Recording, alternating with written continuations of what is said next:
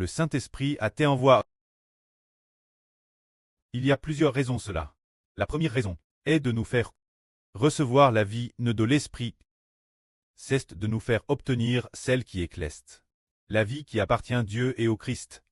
Une autre raison est de nous faire recevoir certains dons pour servir Dieu, servir le Seigneur. Une autre chose est que l'Esprit vient. Il fortifiera notre foi au Seigneur, pour rendre notre foi plus solide. Car l'une des plus grandes fonctions de l'Esprit est de témoigner pour le Christ.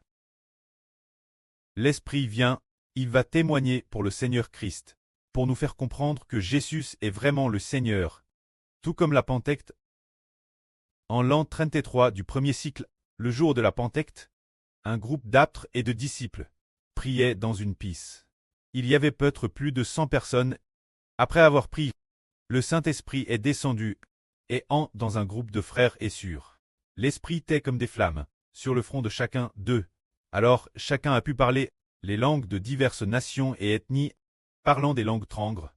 Par exemple, le frère Hébert ne parlait pas japonais. Soudainement, il a pu le parler. Par exemple, le frère Réhoboth ne parlait pas l'arabe, il a pu soudainement le parler. C'est ainsi que l'Esprit nous permet de parler une certaine langue. Plus tard, parce que le Saint-Esprit est venu. Par qui est-il venu?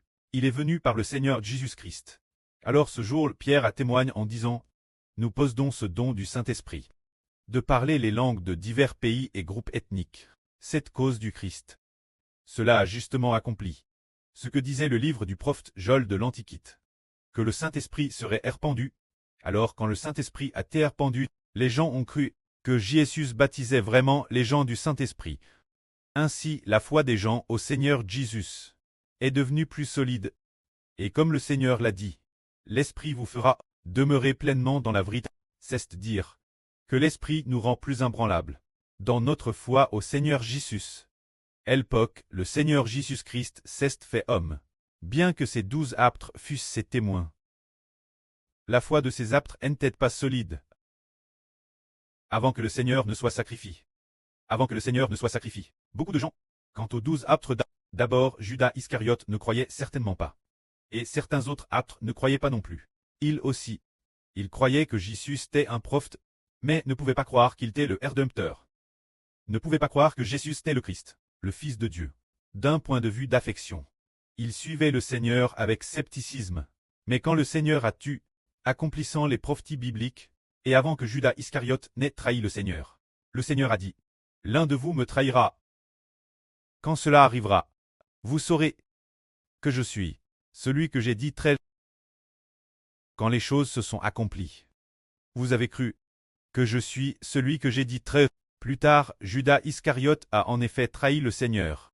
Et quand Pierre, avant madame d'avoir renié le Seigneur 3 fois, le Seigneur a dit « En vrai, je te le dis, cette nuit avant que le coq ne chante, tu me renieras 3 fois. » Ensuite, le coq a effectivement chanté 3 fois. Pierre a renié le Seigneur 3 fois, jusqu'à ce que le coq chante. Pierre s'est alors souvenu, ce moment-là, la chose s'est accomplie. La foi de Pierre au Seigneur s'est fortifiée. La venue du Saint-Esprit est pour fortifier les gens dans leur foi au Seigneur. Quand cela est arrivé, Pierre a effectivement renié le Seigneur 3 fois. Et plus tard, cela s'est vraiment accompli. Pierre s'est alors repenti et s'est tourné vers le Seigneur. Pierre a alors su que Jésus était vraiment le Seigneur. Alors que Judas n'avait pas encore trahi le Seigneur. Le Seigneur avait dit prophétise. Quand les choses sont arrivées, les disciples ont cru que Jésus était vraiment le Seigneur.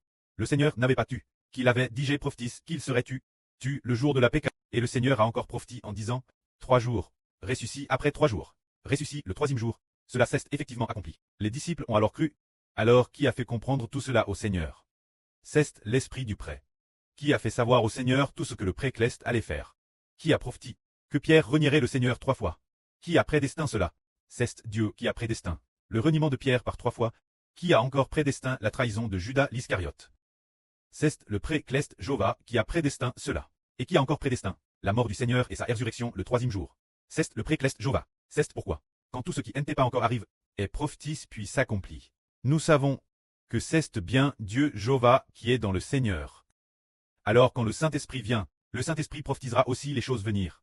Pour nous faire comprendre dans notre esprit, quand cela s'accomplira plus tard, nous comprendrons qu'en réalité notre véritable service est parvenu au seul Dieu Jéhovah. Que la gloire soit auprès et au Seigneur. Amen.